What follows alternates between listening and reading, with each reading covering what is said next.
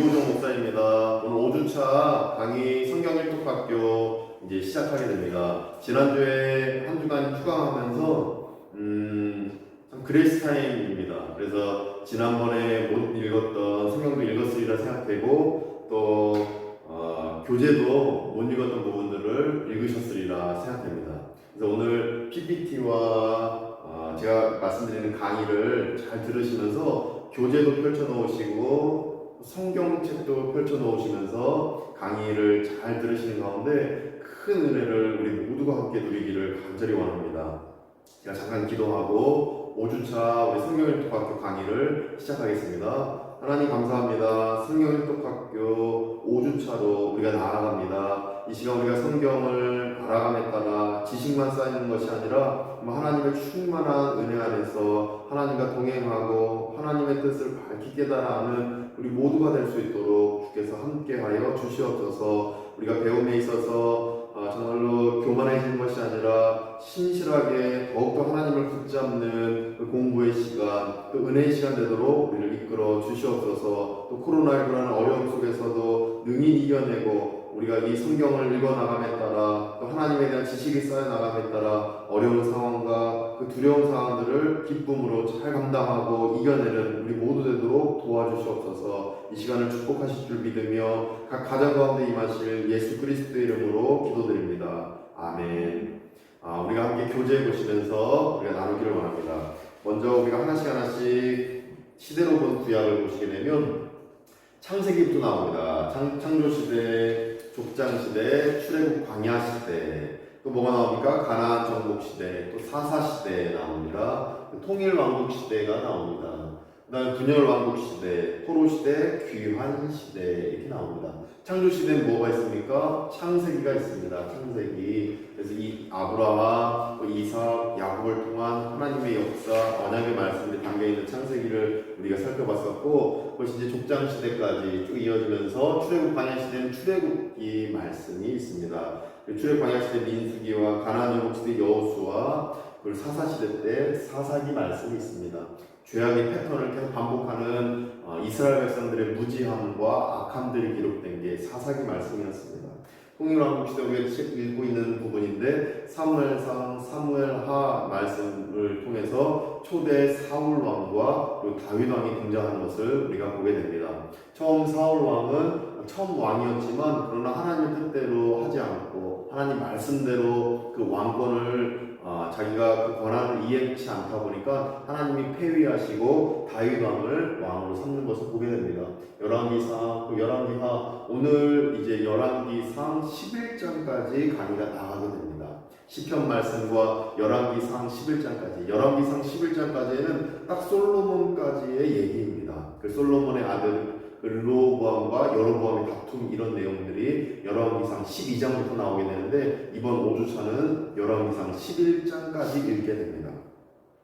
그러면서 이제 포로 시대, 귀환 시대를 거쳐 에스라, 느헤미야, 에스더 말씀을 읽게 되고 레위기서를 통해 예배의 회복, 예배에 대한 말씀들이 있고 신명기를 통해서 모세가 1차, 2차, 3차 설교하는 부분들을 우리가 읽어나갔고 룻기서를 통해 하나님의 우연이 아니라 그저 세상이 말하는 확률적인 우연이 아니라 하나님의 역사로서의 우연이 분명히 존재한다는 걸 룻기서를 통해 발견하게 됩니다. 역대상, 역대하 말씀을 읽게 되고 욥기, 전도서, 잠언, 아가, 시편 말씀 때 성문서를 통해 하나님의 지혜로우심, 하나님의 놀라우신 그 섭리하심들을 이 성문서를 통해 확인하게 됩니다. 욥기, 전도서, 잠언, 아가서, 시편이 성문서다라고 이렇게 부르게 됩니다. 요나서, 아모스서, 호세아서, 대선지서, 소선지서들이 쫙 나오게 됩니다. 근데 이런 대선지서, 소선지서가 나오는 부분이 이 포로시대, 분열왕국시대, 귀환시대 때 쫙 나오게 되는데 이때 많이 몰려있는 이유가 너무나도 죄악된 상황이기 때문에 메시아에 대한 갈급함이 절실히 필요한 상황이기 때문에 하나님이 선지자를 통해서 하나님의 메시지들을 계속 전하는 것입니다. 400년 후에 예수 그리스도께서 오시게 되는 것입니다.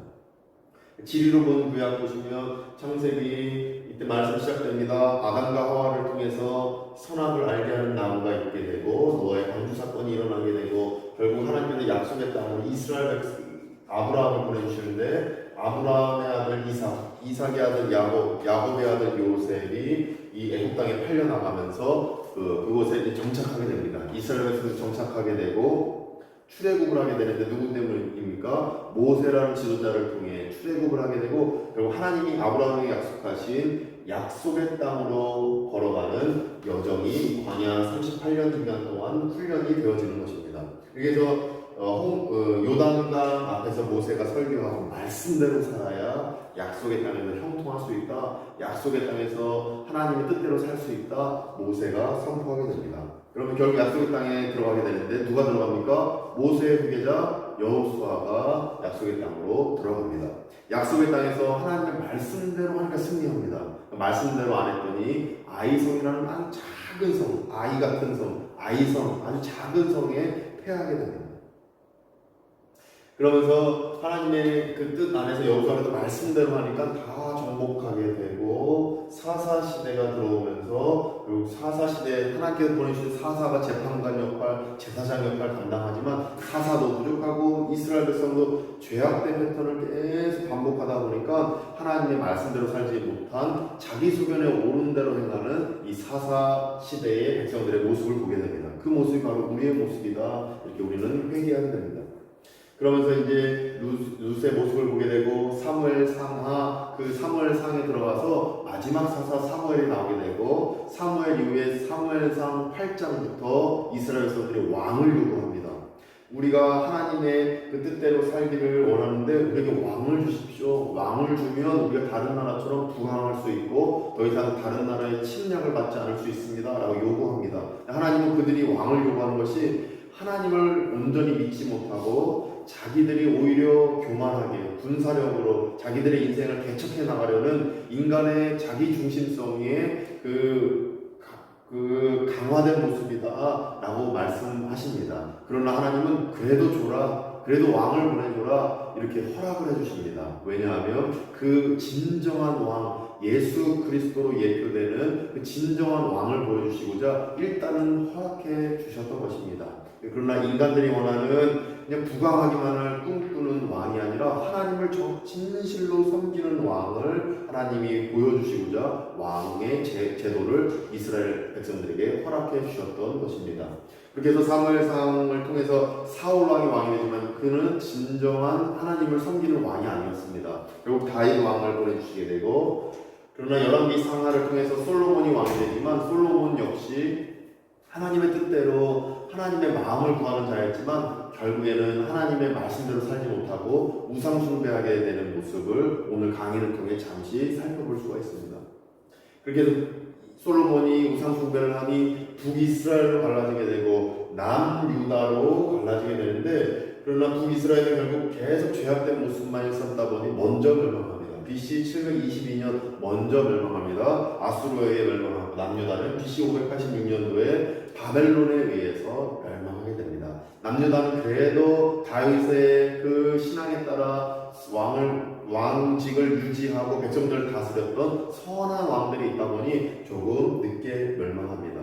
하나님 말씀대로 살면 이렇게 하나님의 축복을 얻을 수 있지만 말씀대로 살지 않았던 북이스라엘은 먼저 멸망하게 된 것을 보게 됩니다. 그럼 남유다 이 다윗의 그 정통성에 따라서 메시아가 오게 될 그 왕족 남유다가 결국 에스라와 느헤미야를 통해 약속의 땅으로 다시 포로 귀환 역사가 일어나는 것을 우리는 확인하게 됩니다. 포로 귀환하고 400년 이후에 결국 예수 그리스도께서 오시는 역사가 펼쳐지게 된다. 이 구약을 우리가 살펴보았습니다. 자, 오늘 본문 이제 한 시간씩 살펴보게 되는데 먼저 페이지 232페이지입니다. 페이지 232페이지를 보시겠습니다. 페이지 232페이지를 보시면 지금의 이 성전터의 모습이 나오게 됩니다. 성전터. 이 말씀이 이제 역대상 22장 1절에 있는 말씀인데 다윗이 얘기합니다. 역대상 22장 1절 보시면 이 화면 보시면 다윗이 이르되 이는 여호와의 하나님의 성전이요 이는 이스라엘의 번제단이라 하였더라 이렇게 말씀하고 있습니다. 그러니까 이 다윗 왕이 이곳 성전터를 보면서 이곳에 하나님이 거하실 성전을 내가 짓겠습니다 이렇게 고백하고 있는 것입니다. 역대상 22장 1절에 그 말씀이 나오는 겁니다. 하나님의 성전이다. 이곳에 내가 성전을 건축하겠습니다.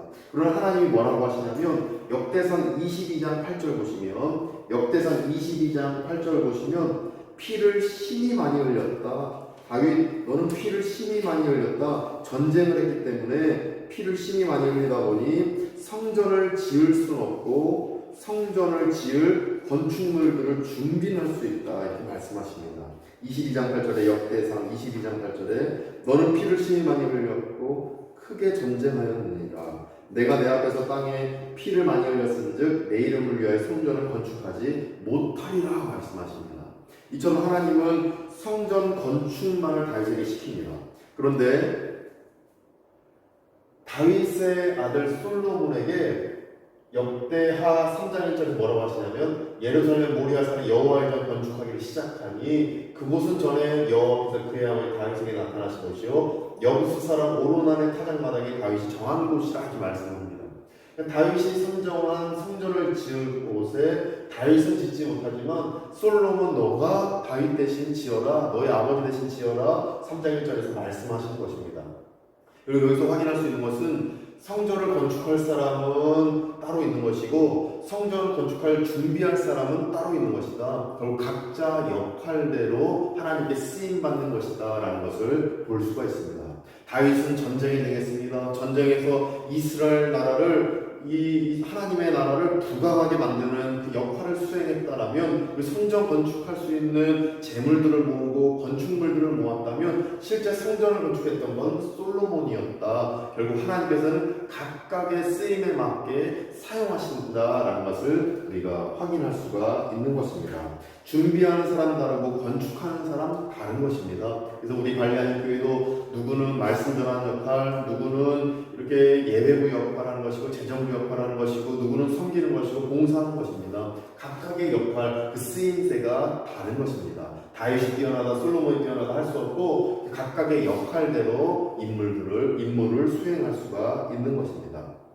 근데 여기서 우리가 잠깐 살펴볼 말씀이 사무엘하 24장 말씀을 살펴보기를 원합니다. 사무엘하 24장 말씀을 우리가 보신다면 사무엘하 24장에 어떤 말씀이 나오냐면 다윗이 이제 왕권을 차지하고 유지하면서 살다가 우리가 지난번 말씀 4주차 때 들었듯이 평안하니까 밧세바를 범하는 죄를 저지릅니다. 평안하니까 밧세바를 범합니다.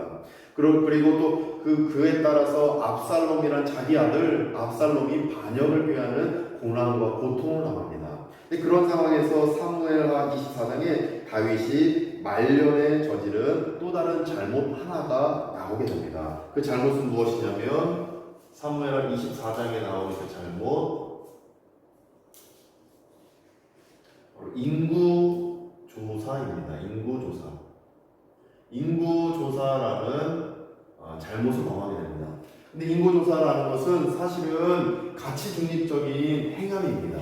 지금 어떤 얘기냐면 민수기 말씀에서는 인구조사가 잘한 일이다 하나님 칭찬하셨는데 사무엘하 24장 다윗의 인구조사는 잘못한 거다 하나님 말씀하십니다.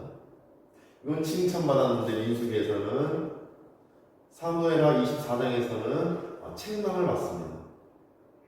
왜 그런 거 보니 다윗이 인구조사를 했던 것은 하나님께 영광 돌리고 하나님의 뜻에 따라 해야 하는 게 아니라 자기 세를 과시하려고 내가 이렇게 나라를 부강하겠다 내가 이렇게 노력해서 내가 이렇게 잘해서 우리나라가 뛰어난 나라가 됐다 그래서 자기 어깨를 세우는 겁니다. 자기 이름을 높이는 것입니다. 하나님께서 우리나라를 보살펴 주셔서 감사합니다. 하나님께서 우리를 살려주셔서 감사합니다. 이게 아니라 내가 잘해서 우리 이스라엘 백성이 형통하고 인구가 늘어나게 됐다. 자기 세를 과시했던 것입니다. 이렇게 자기 중심성 안에서 행하게 되면 죄악입니다.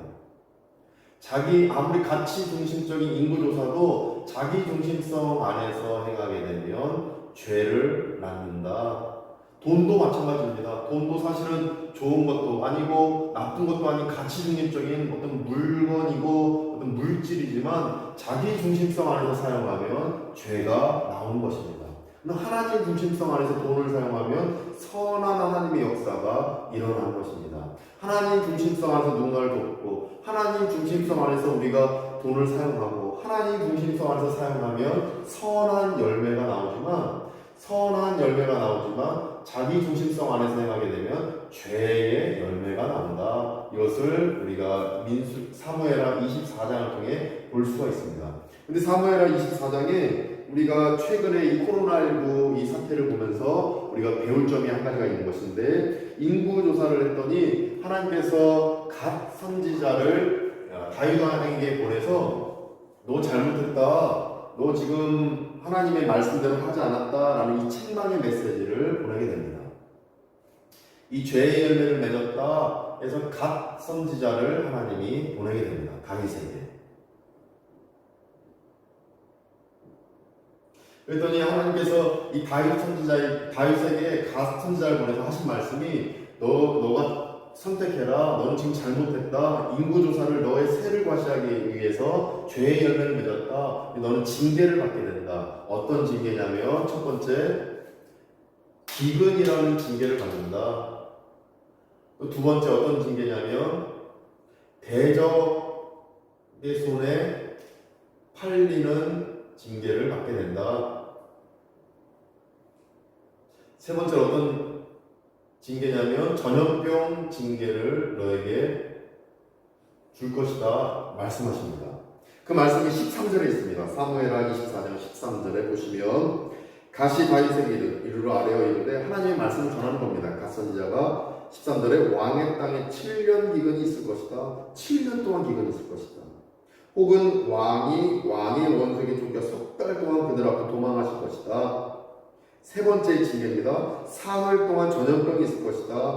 왕은 생각하여 보고 나를 보내신 이에게 무엇을 대답하게 하소서. 이렇게 갓 선지자가 물어봅니다. 세 개의 징계 중에 무엇을 선택할 것이냐. 14절에 다윗이 얘기합니다. 갓에게 이르되 내가 고통 중에 있도다. 청하건대 여호와께서는 긍휼이 크시니 우리가 여호와의 손에 빠지고 내가 사람의 손에 빠지지 아니하기를 원하노라. 이렇게 고백하게 됩니다.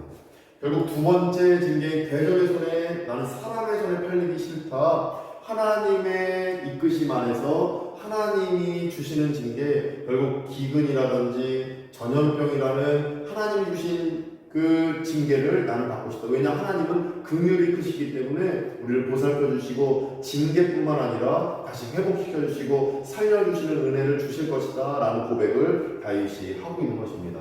결국 말씀해 보시면 15절부터 나오는 그 하나님의 징계는 결국 전염병 징계가 다윗에게 떨어지게 됩니다. 여기서 우리가 배울 수 있고 지금 상황에 적용할 수 있는 것은, 전염병이라는 것은 하나님의 징계가 맞다라는 것입니다.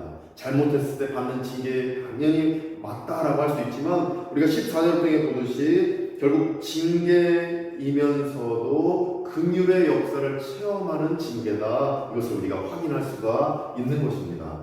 사람의 손에 떨어지는 것이 아니라 전염병이든 기근이든 하나님의 징계를 받게 되지만 결국 회복하시고 긍휼을 베푸시는 하나님의 그 역사로서의 징계를 내가 원합니다 라고 다윗이 얘기하는 것입니다. 따라서 이 코로나19 징계가 분명하지만 그러나 하나님의 회복, 하나님이 우리를 살려주신 그 역사들을 다윗의 고백처럼 우리도 고백하면서 징계이지만 우리를 회복하시는 그 역사를 우리에게 허락해달라고 우리는 기도하며 나아가야 되는 것입니다. 따라서 우리는 사람 손에 떨어지는 것이 아니라 사람은 긍휼이 없습니다. 사람은 무자비합니다. 죽일 수밖에 없습니다. 히틀러, 세계 제2차 대전, 히틀러는 무자비하게 긍휼이 없습니다. 자비가 없습니다. 사랑이 없습니다. 그저 처단밖에 없습니다. 그저 징계밖에 없지만 하나님의 징계는 결국 회복이 있고 긍휼이 있고 치유가 결국 나중에는 있게 되는 것입니다. 그래서 다윗은 얘기한 겁니다.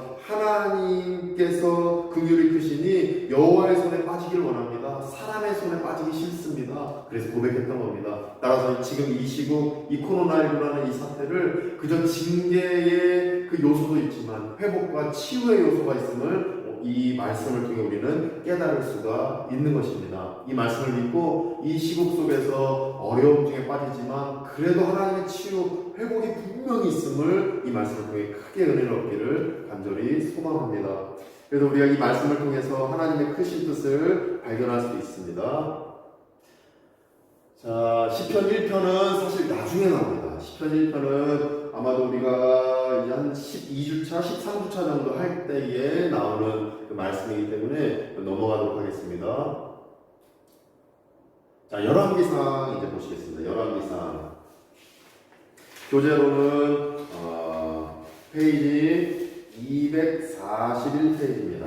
근데 이 열왕기상 보시기 전에 먼저 우리 살펴볼 것이 교재 233페이지 보시겠습니다. 교재 233페이지. 이제부터 이제 시편 말씀이 나오게 됩니다. 교재 233페이지 보시면 시편 말씀이 나옵니다. 교재 233페이지부터 238페이지까지가 25일자 시편 말씀 정리된 것이고, 교재 238페이지부터 239페이지까지가 26, 27일자 이 시편 말씀 정리된 것입니다. 그리고 241페이지에는 28일자 시편 말씀이 있습니다. 시편 말씀이 참 방대하고 총 150편이나 될 정도로 많은 양이 이 시편 말씀에 담겨져 있는데, 시편 말씀을 잠깐 간략하게 개요를 설명하고 시편 부분을 넘어가고자 합니다. 시편은 총 5권으로 이루어져 있는 그 말씀입니다. 총 시편을 150편, 시편은 1장, 2장 이렇게 부르지 않고 1편이다, 2편이다 이렇게 부르게 되는데, 시편은 총 5권의 책으로 이루어져 있습니다. 시편 150편 되는 이 말씀들은 총 5권의 책으로 이루어져 있습니다. 첫 번째 권은 1편에서 41편까지가 1권입니다. 1권. 2권은 42편에서 72편까지가 2권입니다. 그리고 3권은 73편에서 89편까지가 3권입니다. 4권은 90편에서 106편까지가 4권입니다. 90편은 우리가 말씀 읽었죠? 모세의 시편입니다. 모세의 시편. 시편 말씀은 대다수가 다윗이 썼습니다. 거의 80%, 90%를 다윗이 썼고 솔로몬이 썼습니다. 거의 한 90% 이상을 다윗이 썼다. 솔로몬이 썼고 모세가 썼습니다. 모세는 90편만 모세가 쓴 거죠. 90편만. 그리고 또 에단이라는 사람, 그리고 헤만이라는 사람, 이 찬양대원들입니다. 에단, 헤만, 다윗의 찬양대원들입니다. 보시면 아삽, 고라 이런 사람도 있었습니다. 아삽이라는 또 찬양대원, 고라라는 또 하나님의 그 레위인들, 하나님의 쓰임받은 성전 사람들, 이 사람들이 이제 시편 말씀을 전체적으로 쓰게 됩니다. 다윗의 말씀입니다. 그래서 5권, 1권부터 2권, 3권, 4권, 5권은 어디냐면 107편에서 150편까지가 제 5권입니다. 그래서 1권, 2권, 3권, 4권, 5권 총 150편으로 이루어진 게 시편 말씀입니다. 시편의 핵심은 기도문입니다. 결국 다윗의 기도문, 솔로몬의 기도문, 모세의 기도문, 아삽의 기도문, 에단의 기도문, 이 아삽과 고라의 기도문인 것입니다. 그러니까 유호종이 하나님 앞에 기도하는 것, 이 기도하는 이 기도문이 바로 시편 말씀입니다. 그래서 우리가 기도가 부족하다, 내가 기도가 잘 안 된다 하면 주기도문을 외울 수도 있지만, 우리가 시편 말씀을 읽는 것 자체가 하나님께 올려드리는 기도가 될 수 있습니다. 이것이 바로 시편의 특징 중에 하나입니다. 특징 중에 하나, 시편은 기도다. 기도문이다. 그래서 내가 기도를 잘하고 싶다, 기도의 실력이 늘고 싶다, 기도에 대한 어떤 그런 부분들을 우리가 키워나가고 싶다, 그럴 때는 우리가 이 시편 말씀을 읽어나간다면 큰 도움을 얻을 수가 있습니다. 시편 말씀은 각 편마다 특징들을 다 갖습니다. 어떤 특징이냐면 창조 시편이라고 부르는 부분이 있습니다. 창조 시편, 이것이 8편, 19편, 104편, 147편입니다. 이 창조 시편입니다. 하나님의 창조, 하나님의 전능하심, 하나님의 방대하심, 이 발리의 아공산을 만드시고 저 바다를 만드신 하나님, 동에서 해가 떴다 서로 지는 그 놀라운 창조의 섭리, 저 별을 만드신 하나님, 이러한 고백들이 이 시편 8편, 19편, 104편, 147편에 나와 있습니다. 그래서 우리가 대자연을 볼 때에 하나님을 향한 기도문을 올려드리고 싶을 땐 이 시편을 읽으신다면 큰 도움을 우리가 받을 수가 있는 것입니다. 또 한 가지는 우리가 죄를 범할 때 있습니다. 그럴 때 참회 시편이 있습니다. 하나님 앞에 회개하는 시편인 것입니다. 참회 시편, 이거 어디 말씀이냐면 6편, 32편, 38, 39편, 51편, 그리고 102편, 그리고 130편, 143편. 이것이 바로 참회 시편입니다. 특별히 51편은 우리가 잘 아시죠? 밧세바를 범하고 난 뒤에 다윗이 고백했던 참회 시편입니다. 하나님 죄송합니다. 죄악을 저질렀습니다. 주의 구원의 기쁨을 내게서 떠나버리지 마시고 주의 성신이 거두지 마시고 제 안에 구원의 기쁨이 넘쳐나게 해달라고 이렇게 참회를 하는 그 시편이 51편에 나와 있는 것입니다. 그래서 우리가 회개할 때는 이런 참회 시편을 읽는다면 큰 도움을 얻게 될 것입니다. 그리고 또 성전에 올라가면서 예배드리러 올라가면서 드리는 시편이 있습니다. 이것을 성전 노래 시편이다 이렇게 부르게 되는데요. 어디냐면 120편부터 134편입니다. 성전 노래 시편은 우리가 발리 한인교회로 운전하면서 가면서 또 우리가 교회로 예배당으로 걸어가면서 하나님 앞에 예배드리러 나아갈 때 먼저 읽고 시작하는 시편으로 우리가 삼을 수가 있는 것입니다. 이처럼 그 외에도 등등등등등등 다 적으면 좋지만 시간상 넘어가게 되면 여러 가지 시편이 더 있게 되는데 덥게 모시는 시편도 있고 새 노래로 하나님을 우리가 신비롭게 찬양하자라는 시편도 있고 할렐루야 시편이 있습니다. 앞에 할렐루야, 맨 끝에 할렐루야 이 고백이 나와 있는 시편도 있고 그리고 메시아 예언 시편도 있습니다. 예수 그리스도께서 오실 것이다. 예수 그리스도께서 우리에게 오셔서 우리는 구원받은 백성이 될 것이다. 진정한 구원을 얻을 것이다 라는 시편이 2편, 8편, 16편에서 118편 등등등 시편 내용에 담겨있는 그 시편들이 있습니다. 그래서 이러한 시편 말씀을 보면 가장 핵심적으로 기도문임을 우리가 기억하시면서 시편 말씀 읽으실 때 내가 올려드리는 기도입니다. 하나님 이 고백하면서 읽는다면 놀라운 하나님의 은혜가 우리 안에 충만하게 임하게 될 줄로 믿습니다.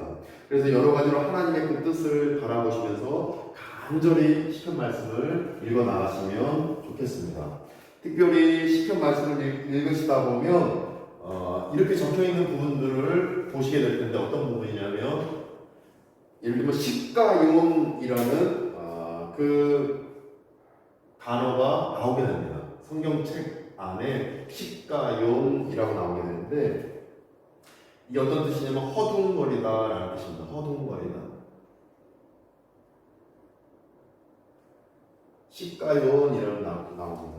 또 읽으시다 보면 셀라, 뭐뭐 셀라 이렇게 나옵니다. 셀라. 원래 셀라라는 것도 이스라엘 유대인들은 읽습니다. 구약성경 읽을 때 읽게 될 때 셀라 이렇게 읽고 또 넘어가고 읽다가 또 셀라 이렇게 하나의 어떤 박자처럼 이렇게 읽는 것입니다. 그게 무슨 뜻이냐면 셀라가 올린다라는 뜻입니다. 하나님 앞에 올려드립니다. 셀라 이렇게 올리는 것입니다. 시편에 총 71번 나옵니다. 셀라. 그래서 이스라엘 백성처럼 우리 유다 백성처럼 말씀 읽을 때 셀라가 나오면 셀라 이렇게 읽으면서 넘어가도 참 우리에게 어떤 영적 유익함들이 있을 거다 이런 생각을 해봅니다. 그러면서 또 읽으시다 보면 이런 게 나옵니다. 쇠가용 이게 다 히브리어인데 쇠가용이라는 게 성경책 읽다 보면은 중간중간 가로쳐놓고 나오는데 이거는 묵상이라는 뜻입니다. 쇠가용. 또 시편 읽다 보면 마스길의 시편이다 이게 나옵니다. 마스길. 이게 뭐냐면 교훈이라는 뜻입니다. 교훈. 무슨 마쓰기의 시편이다 뭐 이러면서 나오는데 교훈이 담겨있는 시편이다 뭐 이런 의미입니다. 마쓰기. 여두둔이라는 게 나옵니다. 여두둔. 이 박자가 있죠. 여두둔. 이게 찬양 시편입니다. 여두둔. 뭐 여두둔에 따라 뭐 이렇게 시편 고백한다 뭐 이렇게 할 때 찬양에 따라 고백한다. 그리고 소산님이라는 게 나옵니다. 소산님.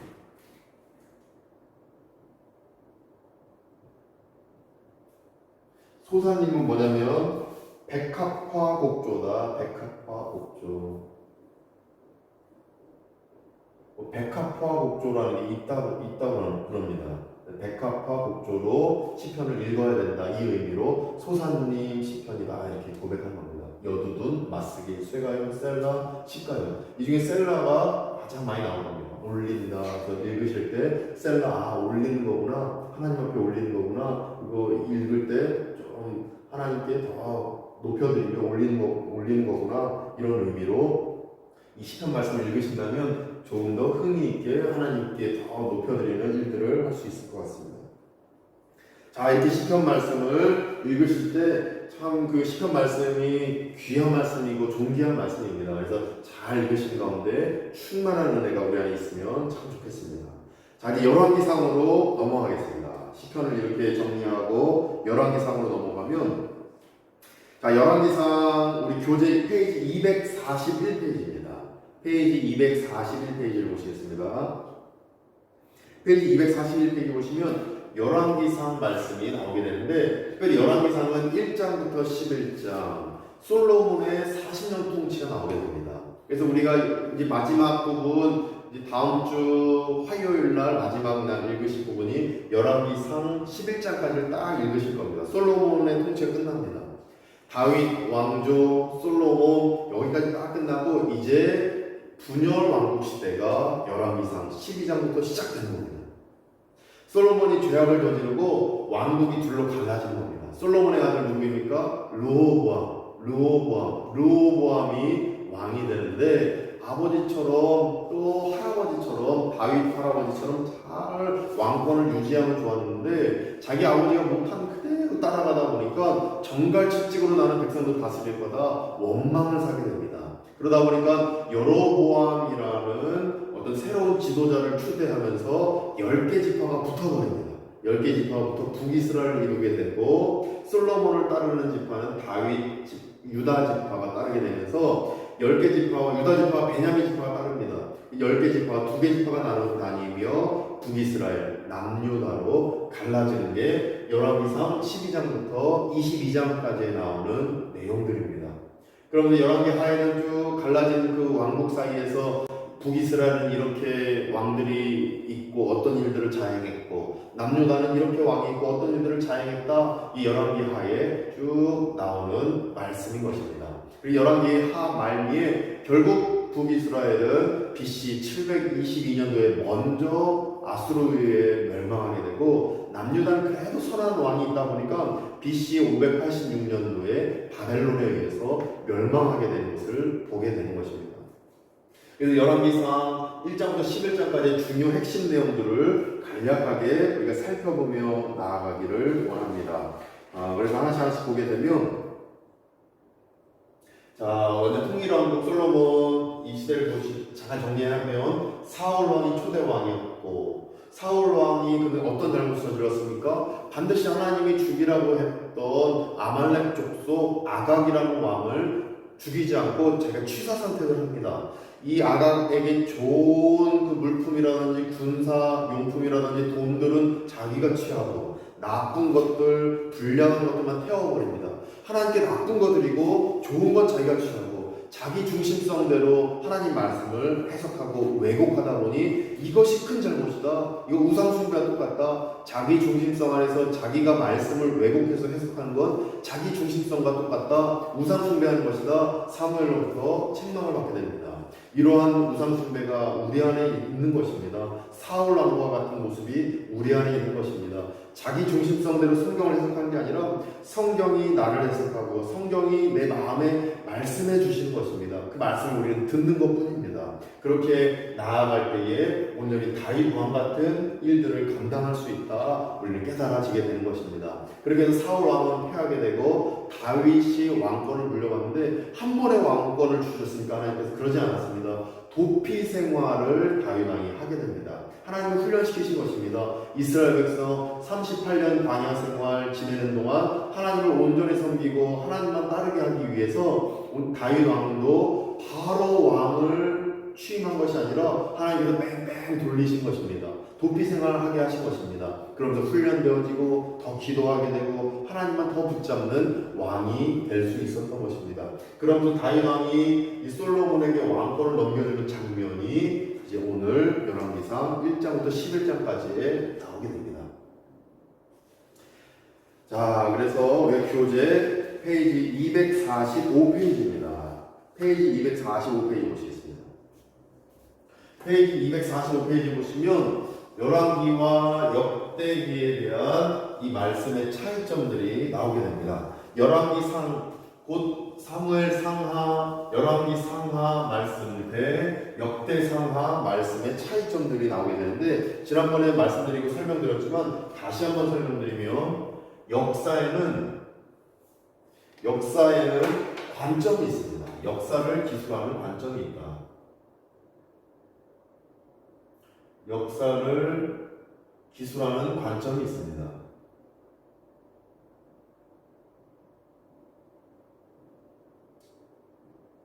그래서 어떤 A라는 역사학자는 사실에 기반해서 어떤 이 역사를 기술했다 그러면 B라는 사람은 의미에 집중해서 이 역사를 기술하는 것입니다.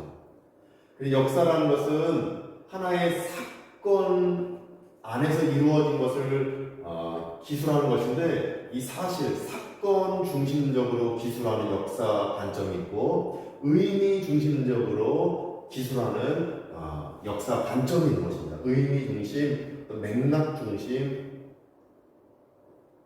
자, 이렇게 있다 그러면 사무엘상하, 열왕기상하는 이 사실 중심, 사건 중심으로 기술하는 게 사무엘상하, 열왕기상하입니다.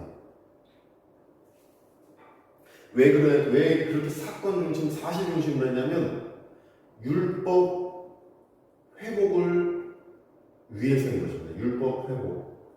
사울 왕이 율법대로 하나님 말씀을 온전히 지키지 못했다. 그리고 다윗 왕은 잘 하나님의 뜻대로 섬기고 하나님의 역사들을 말씀에 따라서 이루어냈다. 결국 율법 회복을 위해서 사실 그대로 기록한 것입니다. 그러다 보니까 다윗 왕은 그러나 말년에 또 이런 밧세바를 범하는 잘못을 저질렀다. 율법을 온전히 회복하며 살아야 되는데 통치해야 되는데 그러지 못한 부분도 있었다라고 사실을 기반으로 해서 기록해 놓은 것이 사무엘상하, 열왕기상하입니다. 그러다 보니까 역대상하는 의미와 맥락을 중심으로 기록되어졌습니다. 왜냐하면 에스라를 통해서 포로 귀환하고 성전을 건축하고 성벽을 재건하는 일을 에스라가 감당했는데 이 에스라가 말씀을 기록하고 다시 한번 우리는 남유다의 그 족보를 따라서 메시아가 오실 민족이고 하나님의 뜻에 따라서 우리는 하나님의 나라를 이룰 민족이다라는 것을 그 영적 자부심, 영적 신앙을 다시 회복해야 된다라는 것을 강조하기 위해서 의미 중심의 기록을 역대상하를 통해서 기록을 남기게 됩니다. 에스라가 남기게 됩니다. 그러다 보니까 의미 중심 안에서 예배 회복이라는 관점을 위해서 의미 중심의 말씀을 남긴 것이다. 어떤 말씀이요? 역대상하. 율법 회복을 위해서 사실 사건 중심으로 기록한 건 어떤 말씀입니까? 사무엘상하, 그리고 열왕기상하. 사무엘상하, 열왕기상하는 사무엘과 그 제자들이 기록한 말씀입니다. 사람이 기록했죠. 그러나 하나님 말씀인 것은 성령님이 사무엘과 사무엘 제자들을 이끄시면서 기록했기 때문에 당연히 하나님 말씀입니다. 사람이 기록했지만 하나님 말씀입니다.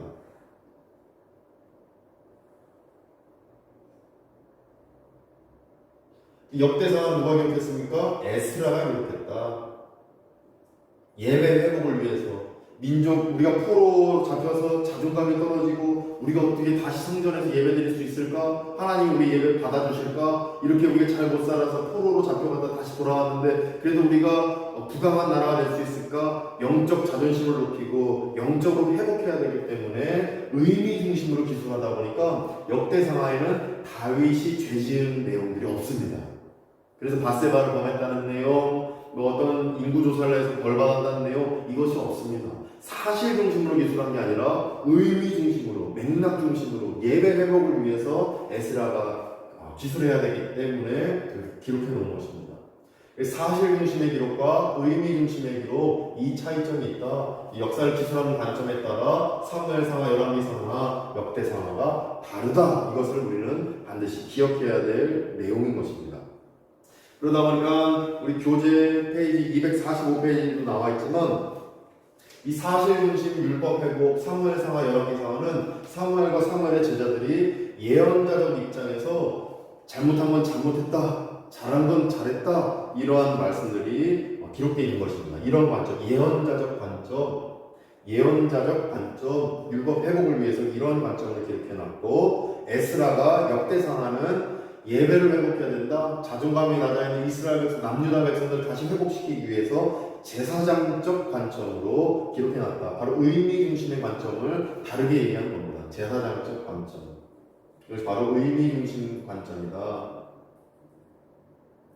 그 사실 중심의 관점, 예언자적 관점이다. 다 같은 내용, 같은 의미입니다. 그러면서 강조점은 사무엘상하, 열왕기상하는 왕권 중심이 강조점이다.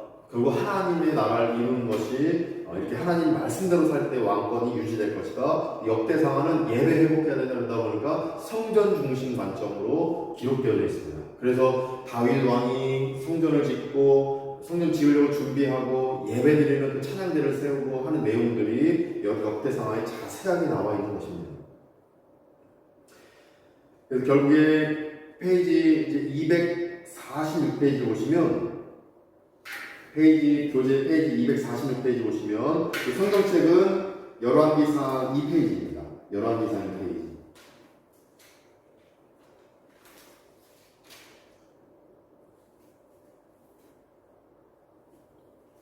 보시면 이제 솔로몬을 왕으로 세우기 전에 다윗이 유언을 하게 됩니다. 다윗이 죽음에 이르기 전에 유언을 하게 됩니다. 어떤 유언을 하게 되냐면 첫 번째, 말씀대로 통치해야 된다. 솔로몬아, 내 아들아 솔로몬아, 너는 말씀대로 너가 왕이 됐을 때 통치해야 된다. 말씀하게 됩니다. 말씀대로 통치하라는 말씀이 열왕기상 2장 2절에서 4절까지 나옵니다. 열왕기상 2장 2절 보시면, 제가 읽어드리면 1절부터 보시면 다윗이 죽을 날이 임박하네 이럽니다. 다윗이 죽을 날이 임박합니다. 솔로몬에게 유언을 합니다. 그의 아들 솔로몬에게 명령하여 이르되 유언하는 겁니다. 2절에 내가 이제 세상 모든 사람이 가는 길로 가게 되었노니 내가 이제 하나님께 간다. 나 이제 죽게 된다. 너는 힘써 대장부가 되라. 그러면서 3절에 내 하나님 여호와의 명령을 지켜 그 길로 행하여 그 법률과 계명과 율례와 증거를 모세의 율법에 기록된 대로 지키라. 그러니까 말씀대로 살아야 된다. 내가 해보니 정말 말씀대로 살아야지 너가 인생을 형통할 수 있고 하나님 뜻에 따라 살 수 있다. 성경 말씀대로 살아라. 기록되어 있는 말씀이 있지 않냐? 법률, 계명, 율례, 증거, 모세의 율법 기록된 말씀대로 살아라. 성경 말씀대로 살아라. 강조하는 겁니다. 그렇게 말한 다음에 어떤 유언을 하냐 하면 5절에 보니까 수루야의 아들 요압이 내게 행하는 곧 이스라엘 군대 두 사람과 어떤 말씀이냐면 다윗의 장관, 군대 장관 요압이 있습니다. 요압이 다윗의 말을 그렇게 썩 잘 듣지는 않습니다. 처음엔 잘 들었어도 자꾸 엉뚱한 짓 하고 다윗이 하지 말라는 거 하고 그러다 보니 다윗이 죽은 다음에 또 솔로몬을 괴롭힐 수 있고 반란을 일으킬 수 있으니 요압을 처단해라 라고 다시 얘기한 겁니다. 먼저 성경 말씀대로 살아야 된다 얘기하고 그 다음에 인생 처세술을 얘기하는 것입니다. 이것이 우리가 자녀에게 교육할 우리의 방침이 되길 원합니다. 먼저 성경 말씀 가르친 다음에 처세술을 가르치는 것입니다. 먼저 기도 가르쳐 준 다음에 인생을 이렇게 살아야 된다 처세술을 가르쳐 주는 것입니다. 성경 말씀이 우리가 되어야 됩니다. 하나님에 대한 그 중심성, 하나님 중심성으로 말씀 중심성으로 살아야 된다 가르치고 그 다음에 우리가 앞으로 어떻게 살아야 되는지에 대한 우리 인생의 지혜로움, 우리 인생이 경험했던 것들을 그 다음 가르쳐 주는 것입니다. 그러면서 7절에 보시면 길럿 바르실레 아들들이 은총을 베풀어라. 잘했다. 걔네들은 바르실레 아들들은 내가 압살롬에게 그 반란이 일어나서 도망쳐 다닐 때 그 바르실레의 아들들은 나를 도왔다. 그들을 선대해라. 잘해줘라. 얘기하는 겁니다. 잘못한 사람은 처단하고 잘한 사람에게 잘해줘라. 이게 정확하게 다윗이 처세술을 알려주는 것입니다. 말씀대로 살아라 말한 다음에 정확한 처세술을 가르치는 것입니다. 그러면서 8절에 보니까 바후림 베냐민 사람 게라의 아들 시므이가 너와 함께 있나니 그는 내가 마하나임으로 갈 때 악독한 말로 나를 저주하였다. 그는 처단해라 얘기하는 겁니다. 이처럼 우리가 자녀 교육할 때에 말씀을 교육하고 그 다음에 처세술을 교육하고 하나님에 대한 중심성을 회복시키고 그 다음에 우리가 가르칠 인생살이에 대한 가르침들을 가르치는 것입니다. 이것이 우리의 교육이 될 때 자녀들이 온전히 하나님 뜻 안에 살아가고 자기 중심성을 내려놓고 하나님 중심성으로 사는 우리 자녀들이 될 줄 믿습니다. 이러한 교육 방침이 우리의 교육 방침이 되어야 하는 것입니다. 자, 그래서 말씀을 또 보시면 자, 교재 다 끝났습니다. 페이지 249페이지입니다. 페이지 249페이지 보시면 교재로 249페이지인데 먼저 우리가 살펴볼 부분이 페이지 247페이지부터 살펴보겠습니다. 교재 247페이지이고 열왕기상 3장입니다. 이제 솔로몬이 왕이 됩니다. 열왕기상 3장을 보니까 솔로몬이 왕이 됩니다. 솔로몬이 왕이 되었는데 왕이 돼서 행한 것이 너무나도 바른 행함을 하게 되는데 어떤 행함이냐면 3장 4절입니다. 열왕기상 3장 4절을 보니 이에 왕이 제사하러 기브온으로 가니 거기는 상당히 큽니다. 솔로몬이 그 제단에 1,000번제를 드렸더니 말씀하고 있습니다. 1,000번제를 드렸다. 1000일 동안 제사를 드렸다. 이 의미가 아니라 1000개의 제물을 드렸다 이것입니다. 뭐 송아지 1000마리일 수 있는 것이고 뭐 양 1000마리일 수 있는 것이고 염소 1000마리일 수 있는 것이고 이렇게 1000개의 제물을 하나님 앞에 올려드렸다. 바로 이 의미인 것입니다. 1000일 이렇게 해석하는 것은 사실 잘못된 해석이다. 보시면 될 것입니다. 이렇게 하나님 앞에 자기가 드릴 수 있는 1000마리의 제물을 올려드린 것인데 우리가 솔로몬과 똑같이 적용할 수는 없습니다. 내가 최선을 다해서 드리는 의미가 바로 여기에 담겨있는 의미인 것입니다. 내가 최선을 다해서 하나님 앞에 제사를 드린다 의미가 1,000번째에 담겨있는 의미입니다. 똑같이 1000마리를 드려야 된다? 이것은 아닙니다. 솔로몬처럼 최선을 다해서 예배를 드려야 된다. 이것이 1,000번째에 담겨있는 의미인데 이렇게 예배를 드렸더니 하나님이 질문하십니다. 열왕기상 3장 9절에 보시면 누가 주의 이 많은 백성을 재판할 수 있사오리까? 듣는 마음을 종에게 주사 주의 백성을 재판하여 선악을 분별하게 하옵소서. 그러니까 하나님이 야 너가 이렇게 최선을 다해서 예배하는데 내가 무엇을 줄까 하니 솔로몬이 얘기합니다. 듣는 마음을 종에게 주사. 듣는 마음. 듣는 마음이 무엇입니까? 솔로몬 귀가 먹었으니까 들릴 것입니다. 사람들 얘기 들을 겁니다. 근데 듣는 마음을 달라고 합니다. 이게 어떤 의미입니까? 이 듣는 마음을 달라고 하는 의미는 선악을 분별하는 마음 이것입니다. 9절 말미에 나오는 듯이 선악을 분별하는 마음. 누가 잘했고 누가 못했고 뭐가 하나님의 뜻이고 뭐가 하나님의 뜻이 아닌가. 이 선악을 알게 하는 나무를 따먹어도 되는가 따먹어서는 안 되는가. 이러한 행동과 지침 이러한 결단 이러한 마음이 내 안에 있게 해달라고. 너무나도 지혜로운 마음이고 너무나도 하나님의 부합한 말씀을 그 구함을 솔로몬이 하고 있는 것입니다.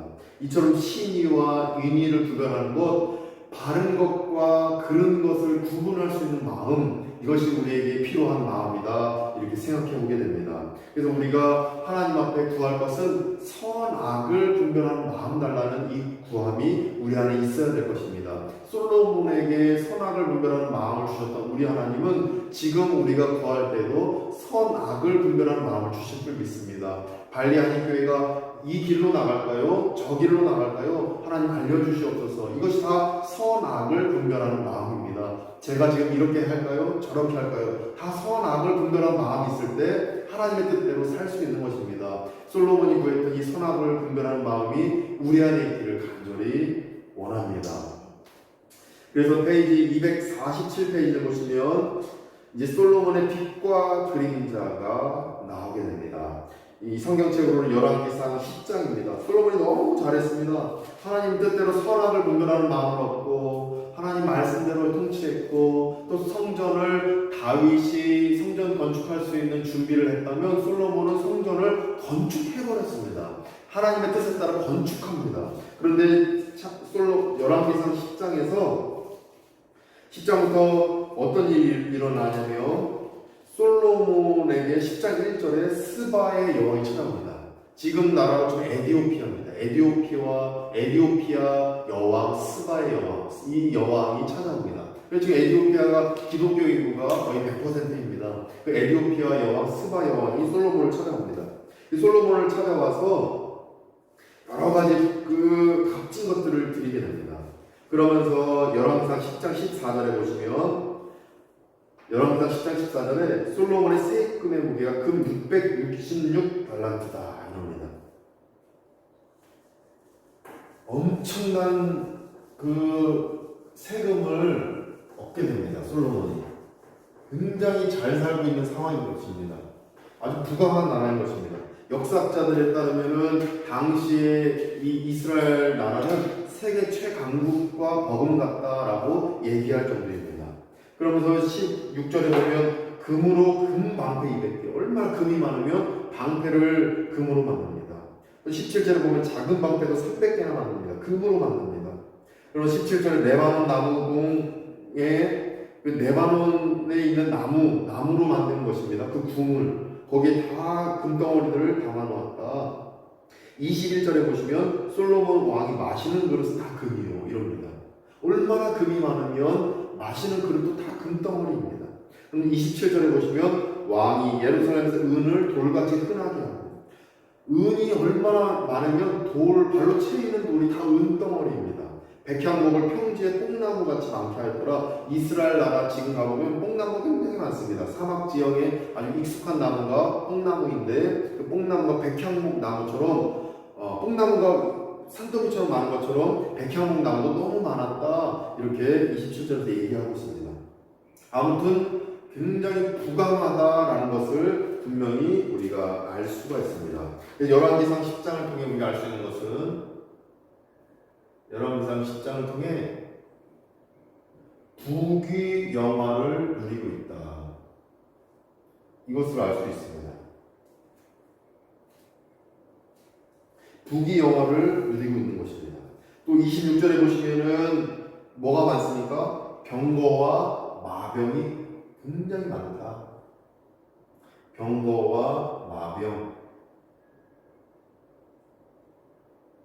굉장히 많습니다. 26절에 굉장히 부귀 영화를 누릴 뿐만 아니라 군사력도 강력한 군사력이 있었다 당시에.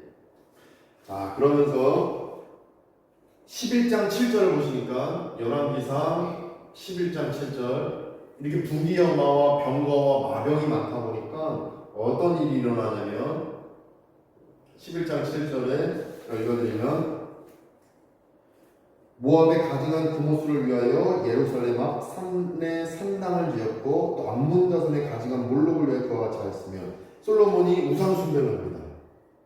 암몬 자손, 몰록, 금호스 이 가나안 족속들이 섬겼던 우상 숭배를 한 것입니다. 음란한 우상들 바로바로 하나님의 뜻에 따라서 하지 않는 귀신에게 예배를 하고 있는 모습을 보게 됩니다.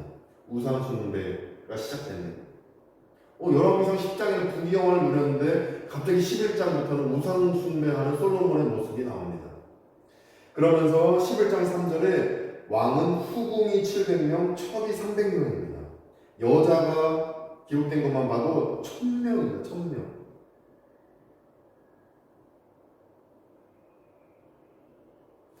자, 이렇게 열왕기상 11장 7절에 갑작스러운 우상숭배가 여자가 1000명이나 되는 첩이 후궁과 첩이 1000명이나 되는 일들을 범하게 됩니다. 자, 그러면서 11장 9절에 보시면 열왕기상 11장 9절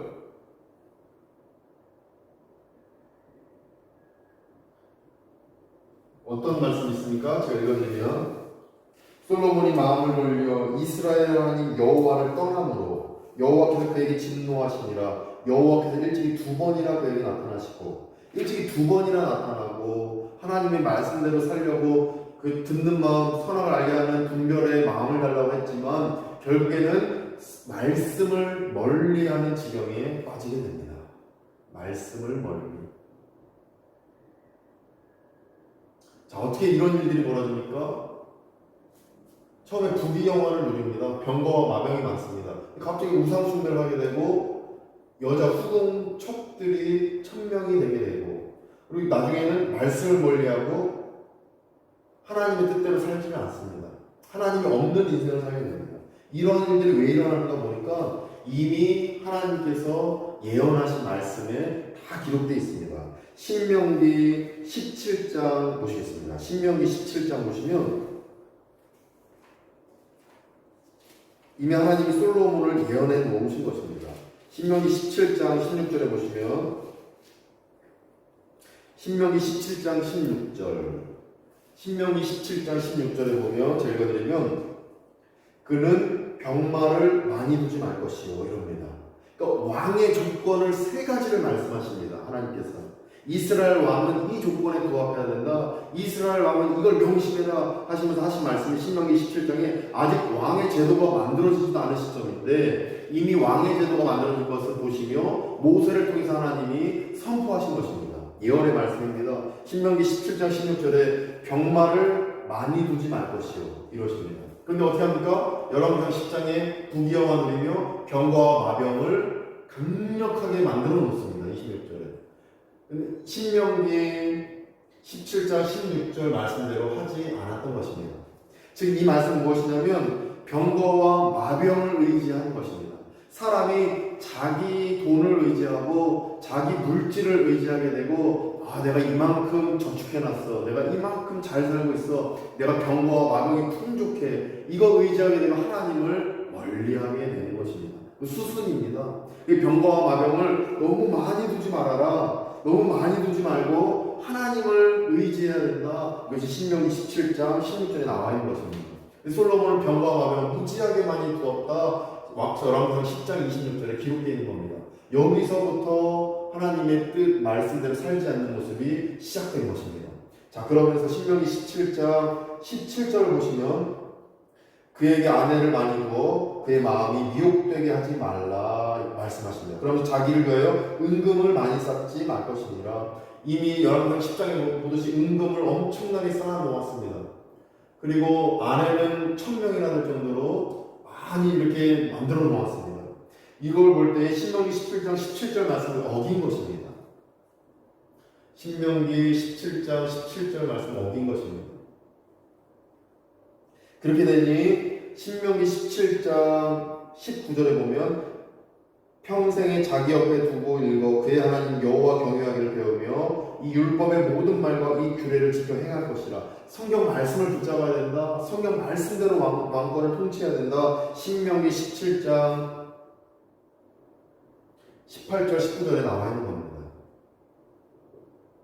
이렇게 신명기 17장에 기록된 왕의 조건 3가지, 병거와 마병을 두지 말아라, 여자와 은금을 두지 말아라, 말씀을 멀리해서는 안 된다, 말씀에 따라 살아야 된다, 이렇게 하나님께서 왕의 조건을 3가지를 말씀하셨는데 결국 자기 중심성대로 은금을 의지하게 되고 병거와 마병을 의지하게 되고 여성들을 많이 두게 되고 결국 말씀을 멀리하니 죄악된 통치자로 솔로몬이 나아갔던 것입니다. 거기서 열왕기 10장 11장을 통해 우리는 이 말씀들을 확인할 수가 있는 것입니다. 따라서 우리는 병거와 마병 어떤 은과 금, 물질적인 것에 의지하지 않고 하나님만 붙잡는 우리의 모범들이 있어야 될 것입니다. 이것이 솔로몬의 그 모습을 통해 우리는 확인할 수가 있는 것입니다. 처음에는 잘 살았을지 몰라도, 처음에는 선악을 알게 하는 마음을 주십시오 이렇게 했을지 몰라도 점점 말씀을 멀리하고 은과 금을 의지하게 되고 내가 저축해놓은 걸 의지하게 되고 하나님을 멀리하게 되니 타락하게 되는 것입니다. 이러한 수순을 밟지 않고 오직 하나님만 붙잡고 신실하게 살아가는 우리가 되기를 간절히 원합니다. 그래서 오늘 마지막 이제 페이지 249페이지를 보시면서 마지막 우리가 보시길 원하는데, 성경에 나오는 성전들의 모습들을 페이지 249페이지를 보시면서 하나씩 보실 수가 있습니다. 처음에 하나님께서는 움직이는 성전을 주십니다. 누굴 통해 주십니까? 모세를 통해 주십니다. 시내산 언약을 받으면서 내가 성막제도를 주겠다. 성막에서 제사할 때 내 말씀대로 성막을 지을 때 내가 임재할 것이다. 법궤 안에 지성소 안에 내가 임할 것이니 그렇게 성막제도를 너희들이 사용해서 나에게 예배를 드려라. 내가 너희들 만날 것이다 해서 성막제도가 있습니다. 그런데 하나님께서 성막제도 이제 광야 생활을 마치고 나서 법궤를 주시고 다윗을 통하여서 다윗성 안으로 법궤가 들어오게 되고 솔로몬이 성전을 지으면서 솔로몬의 성전 시대가 도래하게 됩니다. 솔로몬의 성전 시대가 결국 도래하지만 느부갓네살에게 파괴됩니다. 나중에는 남유다가 멸망하게 되면서 느부갓네살에게 파괴됩니다.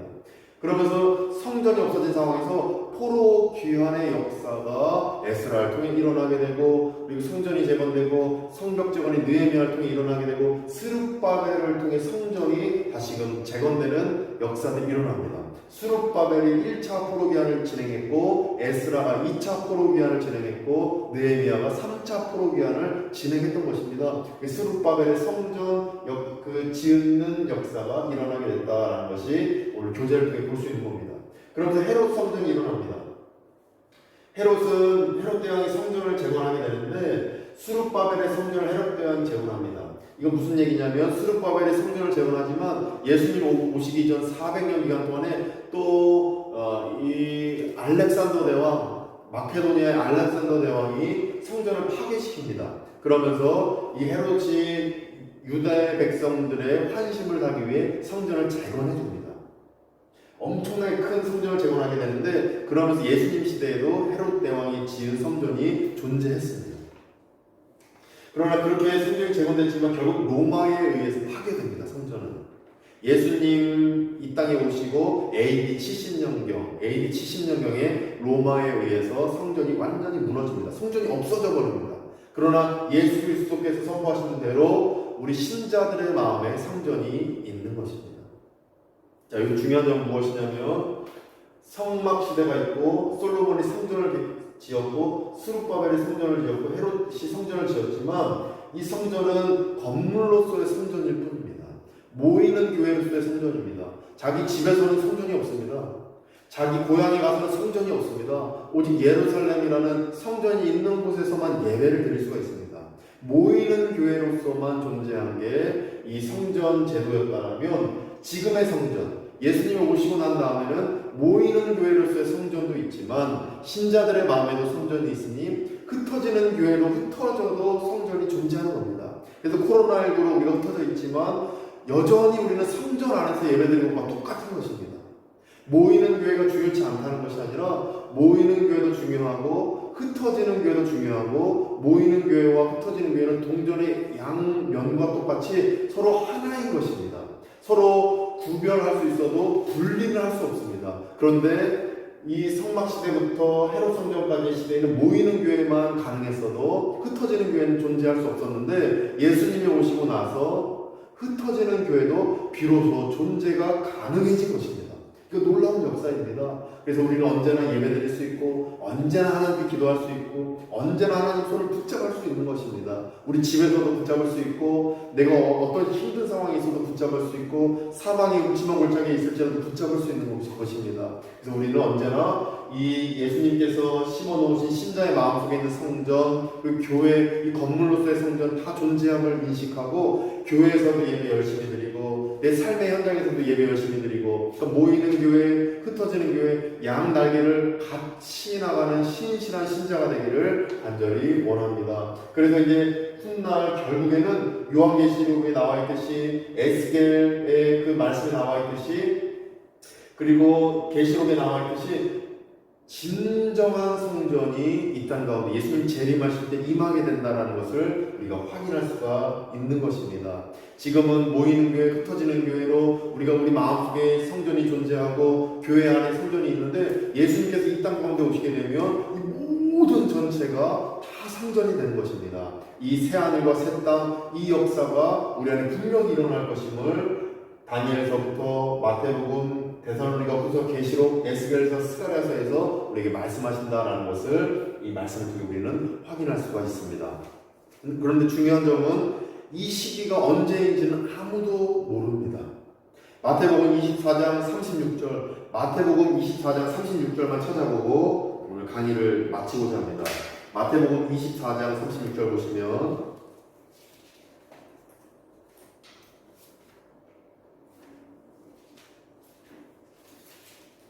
마태복음 24장 36절에 어떤 말씀이 있냐면 마태복음 24장 36절에 그러나 그날과 그때는 아무도 모르나니 하늘의 천사들도 아들도 모르고 예수님도 모르는 겁니다. 오직 아버지만 아시느니라. 성부 하나님만 아신다. 하늘의 천사 강조하신 겁니다. 아무도 알 수가 없다.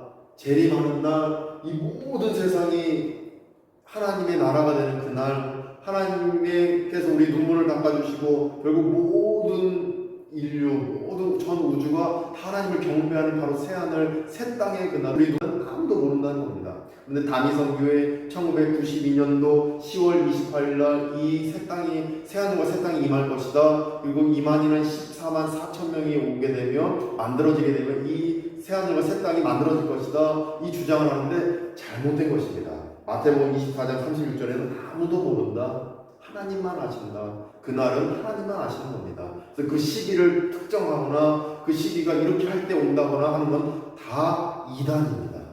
그래서 그것에 현혹되지 마시고 하나님께 간절히 이 날이 분명히 온다는 건 사실입니다. 시기와 어떤 방법에 따라서 온다? 이거는 거짓입니다. 분명히 온다는 것만 기억하고 하나님 앞에 겸허히 깨어있고 하나님의 그 재림하실 그 성전을 기다리면서 하나님께 영광 돌리는 우리가 되기를 간절히 원합니다. 이제 5주차 말씀 또 열심히 읽으시고 힘내서 일독하는 그날까지 끝까지 달려나가는 가운데 이 코로나19 이 어려운 상황 안에서 능히 이겨내시는 우리 모두 되시기를 간절히 원합니다.